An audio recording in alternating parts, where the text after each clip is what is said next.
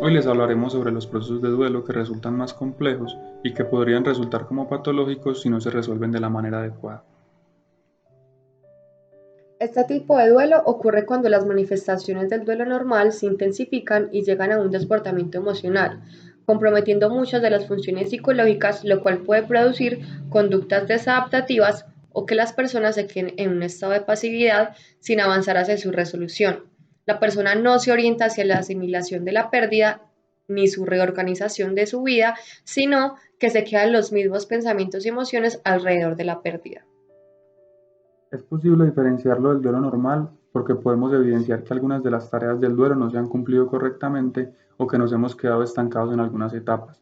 Podemos identificarlo cuando los síntomas y manifestaciones del duelo se mantienen por más de un año de forma permanente generando malestar significativo.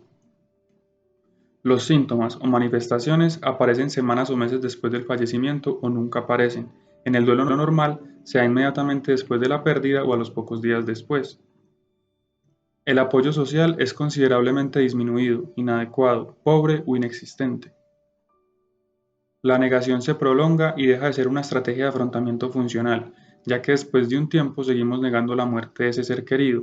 Hablamos de la persona como si aún estuviera viva, no podemos usar su nombre en voz alta o por el contrario decidimos no volver a nombrarlo. Son formas de evitar la aceptación de la pérdida. La presencia de alucinaciones complejas y estructuradas en las que con el paso del tiempo la persona sigue escuchando y viendo a la persona fallecida. Hablamos de 5 tipos de duelos complicados que pueden derivar en duelos patológicos. Estos son el duelo crónico, que es un proceso que se mantiene en el tiempo, no cede y no se supera. La persona sabe que no ha logrado elaborar su duelo de una forma satisfactoria. Aquí el factor tiempo es muy importante, ya que cuando se supera el año y continuamos viviendo con el malestar intenso del duelo, sentimos que no logramos hacer nuestras actividades cotidianas desde la pérdida, desde que ocurrió esa pérdida, estamos hablando de este tipo de duelo. El duelo ausente ocurre cuando la persona queda en la fase de negación como una forma de protegerse a sí mismo del dolor que genera la pérdida. La persona va a negar la pérdida, no habla de ella, actúa como si nada estuviera pasando. Esto es un mecanismo de defensa y el problema es que va a surgir nuevamente en diferentes momentos de la vida. Por ejemplo, cuando alguien cercano tiene una pérdida similar. Entonces allí se van a reactivar todas estas emociones y sentimientos alrededor de la pérdida. El duelo retardado es similar al ausente, pero no es una forma de protegerse a sí mismo del dolor, sino que no puede elaborarse en el momento que ocurre la pérdida. Son muy comunes en los casos donde la persona que sufre la pérdida tiene que hacerse cargo de muchas cosas y es como si no tuviera tiempo para elaborar el duelo.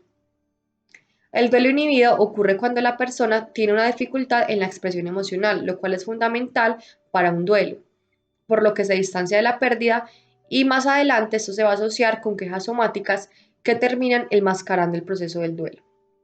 Por último, el duelo distorsionado, que ocurre cuando la relación de la persona que sufrió la pérdida es desproporcionada para la situación y suele ocurrir cuando esta persona ha sufrido un duelo tras otro y revive estas situaciones. Adicional, es importante hablar de los factores de riesgo, esos elementos que pueden hacer el proceso de duelo más difícil y derivar en un proceso de duelo complejo, que si no se manejan pueden tener un impacto en la salud mental. Circunstancias de la muerte. La causa del fallecimiento tiene un significado importante en el tipo de duelo que se vive. Cuando una muerte es inesperada, súbita, violenta o por suicidio, puede ser muy difícil de resignificar, pues son fallecimientos que dejan muchas preguntas por resolver, especialmente una duda sobre si se hubiera podido evitar. Lo mismo ocurre cuando se dan pérdidas múltiples, como cuando ocurren catástrofes o cuando nuestra capacidad de afrontar las situaciones se ve alterada, como las víctimas de desaparición forzada, que los dolientes no pueden recuperar los cuerpos o en los momentos que vivimos hoy por el COVID-19, que no podemos acompañar ni hacer rituales de despedida. Todas estas son circunstancias que pueden derivar en un duelo complicado. Tipo de relación con la persona fallecida. Este factor va más allá de la relación de parentesco. En los casos donde las relaciones son inestables o difíciles, discusiones, reproches, desacuerdos constantes, violencia, etc., o cuando existe una dependencia económica o afectiva con el fallecido, se puede originar un desequilibrio psíquico y físico de los dolientes, pudiendo complicar el proceso. Convivencia con el fallecido.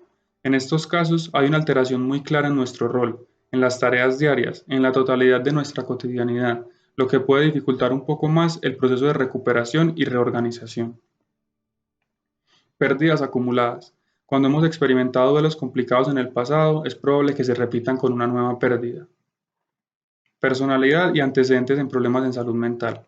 Antecedentes psiquiátricos, discapacidad física o mental, duelos no resueltos, rasgos de personalidad con tendencia a la baja autoestima y dificultad para expresar las emociones también pueden originar un duelo complicado. Redes de apoyo social.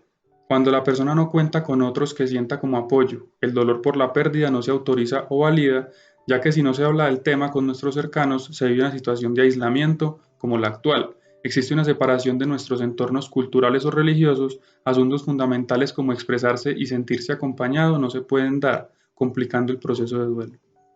Vulnerabilidad socioeconómica. La muerte de un ser querido normalmente conlleva gastos médicos, funerarios, burocráticos, etc.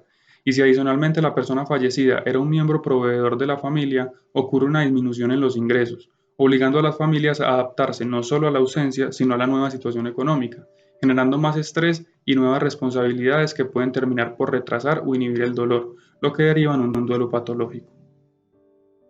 Vale la pena detenernos un momento en lo que conocemos como duelo patológico, con el propósito de prevenirlo y así prevenir otras afectaciones a la salud mental.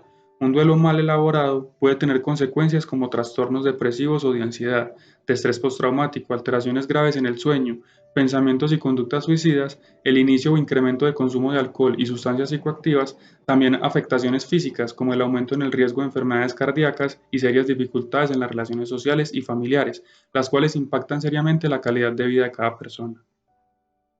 Para finalizar, es importante tener en cuenta que el duelo es un proceso que nos hace humanos, por lo tanto es esperable cuando ocurre una pérdida, lo cual implica un impacto psicológico intenso y que dependiendo de la vivencia particular es posible que en algún momento necesitemos un apoyo extra para poder elaborarlo.